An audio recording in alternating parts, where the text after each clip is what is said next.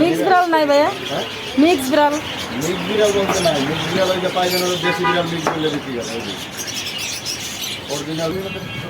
বিড়াল কিনতে আসছি, কিন্তু বিড়াল তো ভালো বিড়াল পাচ্ছি না, কারণ আসছে হলো মিক্স বিড়াল কিনতে।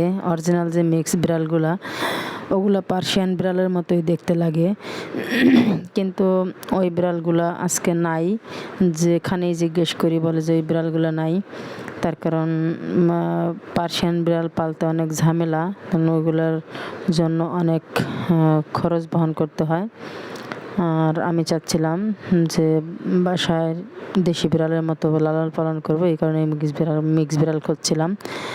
এই যে দেখেন খরগোশ, এই যে একটা মিক্স বিড়াল আছে, তাও অরিজিনাল না, তারপরেও যা হোক ভালোই, কিন্তু এরকম পছন্দ হয় নাই। বিড়ালের খাবার পটগুলো আমার মেয়ে হাতাইতেছিল, কিন্তু বিড়ালই কিনতে পারলাম না। খাবারের ভাণ্ডগুলো দিয়ে কি করব, এই কারণে দেখা পর্যন্তই। যা হোক,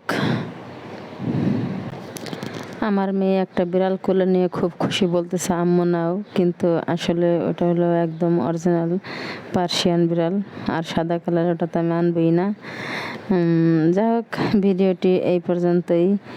এখন আমরা মানে ওখান থেকে বেরিয়ে যাব, কারণ প্রচণ্ড গরম পড়ছে।